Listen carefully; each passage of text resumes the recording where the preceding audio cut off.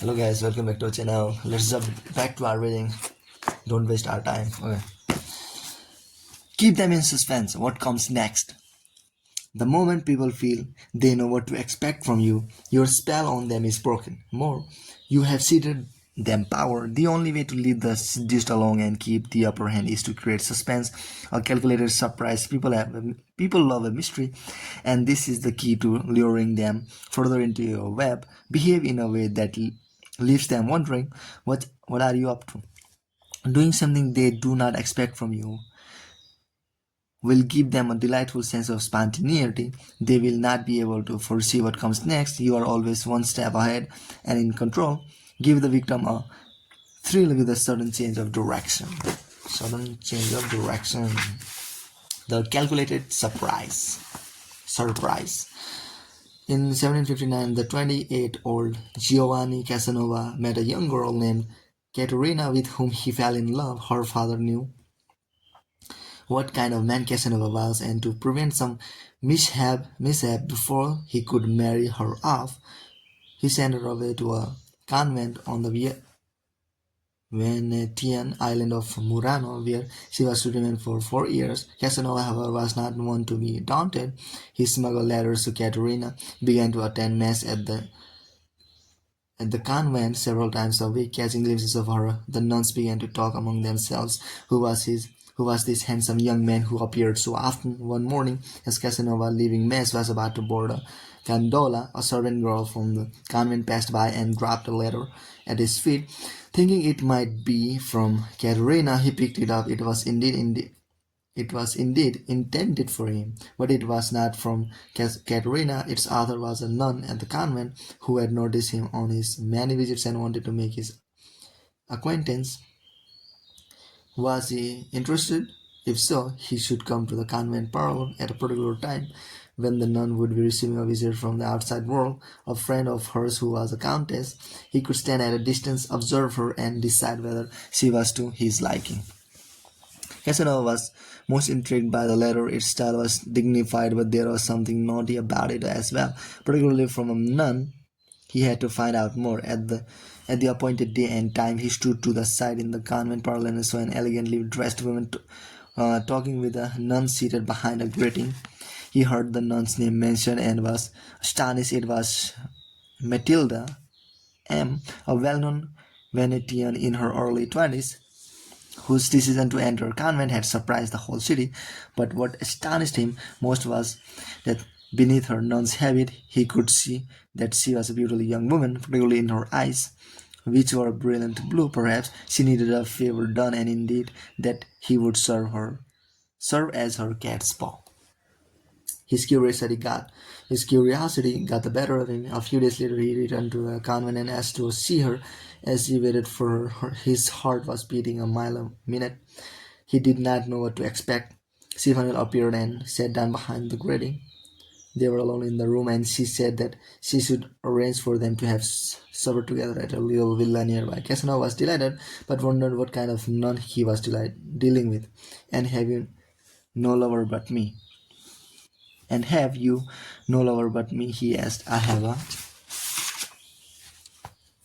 have a friend who is absolutely my master, she replied. It is to him I owe my wealth. She asked if he had a lover. Yes, he replied. She then said, in a mysterious tone, I warn you that if you once allow me to take her place in your heart, no power on earth can tear me from it. She then gave him the key to the villa and told him to meet her there in 2 nights. He kissed her through the grating and left in a daze. I passed the next 2 days in a state of feverish impatience, he wrote, which prevented me from sleeping or eating. Over and above birth, beauty, and wit, my new conquest possessed an additional charm. She was forbidden fruit. I was about to become a rival of the church. He imagined her in her habit and with her shaven head. He arrived at the villa at the appointed hour. Matilda was waiting for him. To his surprise, she wore an elegant dress, and somehow she had avoided having her head shaved for her. Hair was in a magnificent Seek none. Casanova began to kiss her. She resisted, but only slightly, and then pulled back, saying a meal was ready for them. Over dinner, she filled in a few more of the gifts. Her money allowed her to bribe certain people so that she could escape from the convent every so often. She had mentioned Casanova to her friend and master, and he had approved their liaison. He must be old, Casanova asked. No, she replied, a glint in her eyes. He is in his 40s and quite handsome. After supper, a bell rang, her signal to hurry back to the convent, or she would be caught. She changed back into her habit and left. A beautiful vista now seemed to stretch before Casanova, of months spent in the villa with his delightful creature, all of it curiosity of the mysterious master who paid for it all. He soon returned to the convent to arrange the next meeting. They would rendezvous in a square in Venice, then retired to the villa at the appointed time and place. Casanova saw a man approached him. Fearing it was her mysterious friend or some other man sent to kill him, he recoiled. The man circled behind him, then came up close. It was Matilda, wearing a mask and man's clothes. She laughed at the fright, and she had given him what a devilish nun. He had to admit that dressed as a man she excited him even more. Casanova began to suspect that all was not as it seemed. For one, he found a collection of libertine novels and pamphlets in Matilda's house. Then she made blasphemous comments, for example, about the joy they would have together during Lent, mortifying their flesh. Now she referred to her mysterious friend as her lover. A plan evolved in his mind to take her away from this man and from the convent, eloping with her and possessing her himself. A few days later, he received a letter from her enemy Simela, confessing during one of their more passionate trysts at the villa, her lover had hidden in a closet watching the whole thing. The lover, she told him, was the French ambassador to Venice, and Casanova had impressed him. Casanova was not one to be fooled with like this, yet the next day he was back at the convent, submissively arranging for another tryst. This time she showed up at the hour they had named, and he embraced her only to find that he was embracing Caterina dressed in a Matilda's clothes. Matilda had befriended Caterina and learned her story, apparently taking pity on her. She had arranged it so that Caterina could leave the convent for the evening and meet up with Casanova. Only a few months before, Casanova had been in love with this girl, but he had forgotten about her. Compared to the ingenious Matilda, Caterina was a simpering bore. He could not conceal his disappointment. He burned to see Matilda. Casanova was angry at the trick Matilda had played, but a few days later, when he saw her again, all was forgiven. As she had predicted during their first interview, her power over him was complete. He had become her slave, addicted to her whims and to the dangerous pleasures she offered. Who knows what rash act he might have committed on her behalf had their affair not been cut short by circumstance. Interpretation. Casanova was almost always in control in his seductions. He was the one who led, taking his victims on a trip to an unknown destination, luring her into his web. In all of his memoirs, the story of Matilda is the only seduction in which the tables are happily turned. He is the seduced, the bewildered victim. What made Casanova Matilda's slave was the same tactic he had used on countless girls, the irresistible lure of being led by another person, the thrill of being surprised, the power of mystery. Each time he left Matilda, his head was spinning with questions. Her ability to go on surprising him kept her always in his mind, deepening her spell and blotting Caterina out. Each surprise was carefully calculated for the effect it would produce. The first unexpected letter piqued his curiosity, as did the first sight of her in the waiting room. Certainly seeing her dressed as an elegant woman stirred intense desire, then seeing her dressed as a man intensified the excitingly transgressive nature of their liaison. The surprise put him off balance, yet left him quivering with anticipation of the next one. Even an unpleasant surprises as the encounter with Caterina that Matilda had set up kept him emotional and weak. Meeting the somewhat bland Caterina at the moment only made him long that much more for Matilda. In seduction, you need to create constant tension and suspense of feeling that with you nothing is predictable. Do not think of this as a painful challenge. You are creating drama in real life, so pour your creative energies into it. Have some fun. There are all kinds of calculated surprises you can spring on your victims, sending a letter from out of the blue, showing up unexpectedly, taking them to a place they have never been. Best of all, are surprises that reveal something new about your character. This needs to be set up. In those first few weeks, your targets will tend to make certain snap judgments about you based on appearances. Perhaps they see you as a bit shy, practical, puritanical. You know that this is not the real you, but it is how you act in social situations. Let them, however, have these impressions and, in fact, accurate. Accentuate them a little without overreacting. For instance, seem a little more reserved than usual. Now you have room to suddenly surprise them with some bold or poetic or naughty actions. Once they have challenged their minds about you, surprise them again. And Matilda did with Casanova. First a nun who warns an affair, then a libertine, then a seductress with a sadistic streak. As they strain to figure you out, they will be thinking about you all of the time and will want to know. Will want to know more about you. Their curiosity will lead them further into your web until it's too late for them to turn back. This is always the law for the interesting. If one just knows how to surprise, one always wins the game. The energy of the person involved is temporarily suspended. One makes it impossible for her to act. Soren Karsgaard. Keys to seduction. A child is usually a willful, stubborn creature who will deliberately do the opposite of what we ask, but there is one scenario in which children will happily give up their usual willfulness when they are promised a surprise. Perhaps it is a present hidden in a box, a game with an unforeseeable ending, a journey with an unknown destination, or a suspenseful story with a surprise finish. In those moments when children are waiting for a surprise, their willpower is suspended. They are in your thrall. For as long as you dangle possibility before them, this childish habit is buried deep within us and is the source of an elemental human pleasure. Being led by a person who knows where they are going and who takes us on a journey. Maybe our joy in being carried along involves a buried memory of being literally carried by a parent when we are small. We get a similar thrill when we watch a movie or read a thriller. We are in the hands of a director or author is leading us along, taking us through twists and turns. We stay in our seats, we turn the pages, heavily insulated by the suspense. It's the pleasure a woman has in being led by a confident dancer, letting go of any defensiveness she may feel and letting another person do the work. Falling in love involves anticipation. We are about to head off in a new direction, enter a new life where everything will be strange. The seduced wants to be led, to be carried along like a child. If you are predictable, the charm wears off every day. Life is predictable in the Arabian tales from the Thousand and One Nights.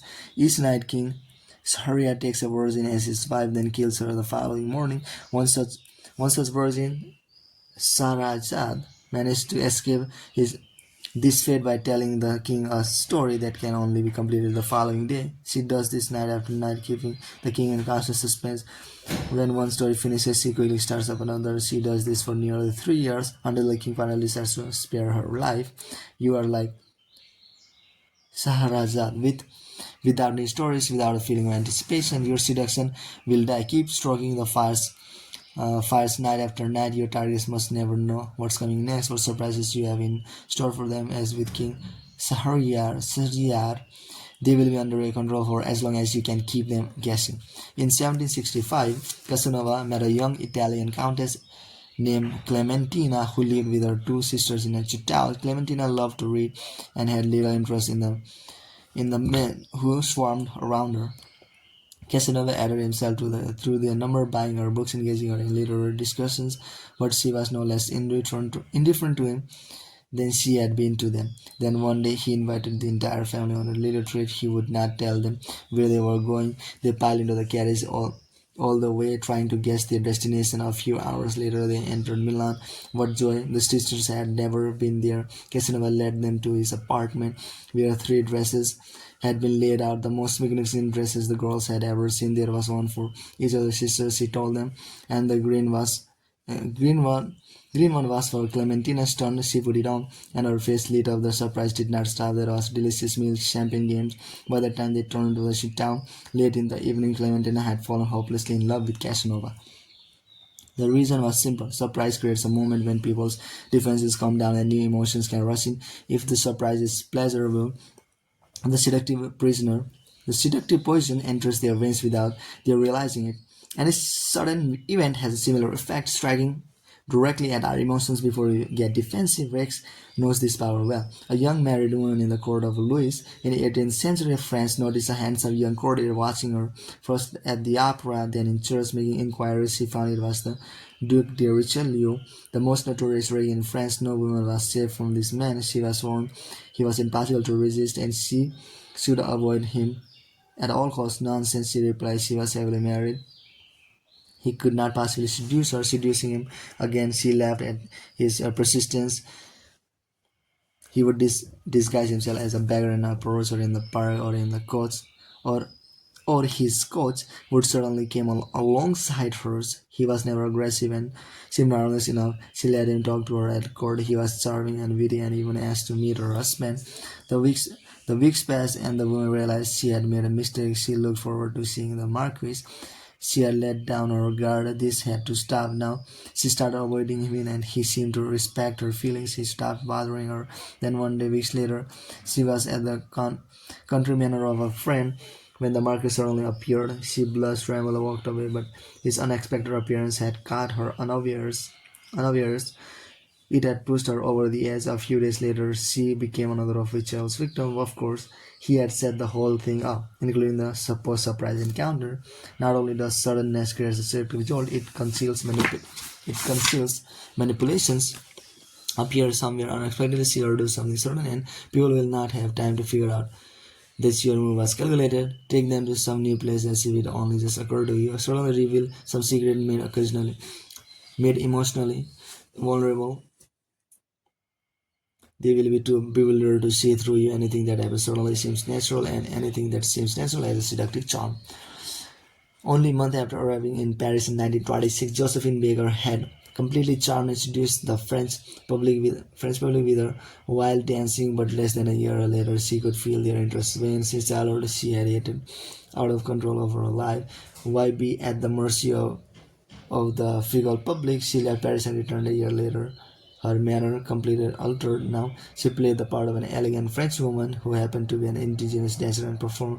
The French fell in love again. The power was back on her side. If you are in the public eye, you must learn from this trick of surprise. People are bored not only with their own lives but with their people who are meant to keep them from being bored. The minute they feel they can predict your next step, they will eat you alive. The artist Andy Warhol kept moving from incarnate artist, filmmaker, society man. Always keep a surprise up your sleeve to keep the public's attention. Keep guessing that the moralists accuse you of insincerity, of having no core of the or center. They are actually jealous of the freedom and playfulness you reveal in your public persona. Finally, you might think it wiser to present yourself as someone reliable, not giving to caprice. If so, you are in fact merely timid. It takes courage and effort to mount a seduction. Reliability is the fine for drawing people in, but stay reliable and you see a bored dogs are reliable or seducer is not. If on the other hand you prefer to improvise, imagining that any kind of planning or calculation is antithetical to the spirit of surprise, you are making a grave mistake. Constant improvisation simply means you are lazy and thinking only about yourself. What often seduces a person is the feeling that you have expended effort on their behalf. You do not need to trumpet this too loudly, but make it clear in the gifts you make, the little journeys you plan, the little teases you lure people with. Little efforts like this will be more than amply rewarded by the conquest of the heart and willpower of the seduced. Symbol: the roller coaster. The car the car rises slowly to the top, then suddenly hurls you into space, whims you to the side, throws you upside down in every possible direction. The riders laugh and scream. What thrills them is to let go, to grant control to someone else who propels them in unexpected directions. What new thrill awaits them around the next corner? Reversal. Surprise can be unsurprising if you keep doing the same thing again and again. Jiang Qing would try to surprise her husband Mao Zedong with sudden changes of mood from harshness to kindness and back. At the first he was captivated. He loved the feeling of never knowing what was coming. But it went on for years and was always the same. Soon Madame Mao's supposedly unpredictable mood swings just annoyed him. You need to vary the mood of your surprise. What Madame de Pompadour was the lover of the inevitably bored King Louis. She made each surprise different, a new amusement, a new game, a new fashion, a new mood. He could never predict what would come next, and while he waited for the next surprise, his willpower was temporarily suspended. No man was ever more of a slave to a woman than was Louis to Madame de Pompadour. When you change direction, make the new direction truly new. Use the demonic powers of words. Use the demonic powers of words to sow confusion. It is hard to make people listen. They are consumed with their own thoughts and desires and have little time for yours. The trick to making them listen is to say what they want to hear, to fill their ears with whatever is pleasant to them. This is the essence of seductive language. Inflame people's emotions with loaded phrases, flatter them, comfort their insecurities, envelop them in fantasies, sweet words, and promises. And not only will they listen to you, they will lose their will to resist you. Keep your language vague, letting them read into it what they want. Use writing to stir a fantasy and to create an idealized portrait of yourself.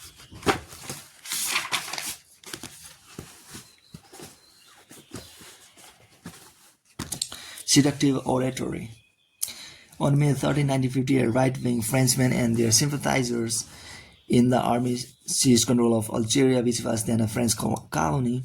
They had been afraid that French socialist government would grant Algeria its independence. Now, with Algeria under their control, they threatened to take over all of France. Civil war seemed imminent at this dire moment. Our eyes turned to General Charles de Gaulle, the World War II hero who had played a crucial role in liberating France from the Nazis. For the last 10 years, de Gaulle had stayed away from politics. Disgusted with the infighting among the various parties, he remained very popular and was generally seen as the one who could unite the country, but he was also conservative, and the right-wingers felt certain that if he came to power, he would support their cause. Days after the May 13 coup, the French government, the Fourth Republic, collapsed, and the Parliament called on de Gaulle to help form a new government. The Fifth Republic he asked for and was granted full power for 4 months. On June 4, days after becoming the head of government, de Gaulle flew to Algeria. The French colonies were ecstatic. It was their coup that had indirectly brought de Gaulle to power. Surely they imagined he was coming to thank them and to reassure them that Algeria would remain French. When he arrived in Algeria, thousands of people filled the city's main plaza. The mood was extremely festive. There were banners, music, and endless chants of Algerian France is the French colonial slogan. Suddenly de Gaulle appeared on a balcony overlooking the plaza. The crowd went wild. The general, an extremely tall man, raised his arms above his head, and the chanting doubled in volume. The crowd was begging him to join in.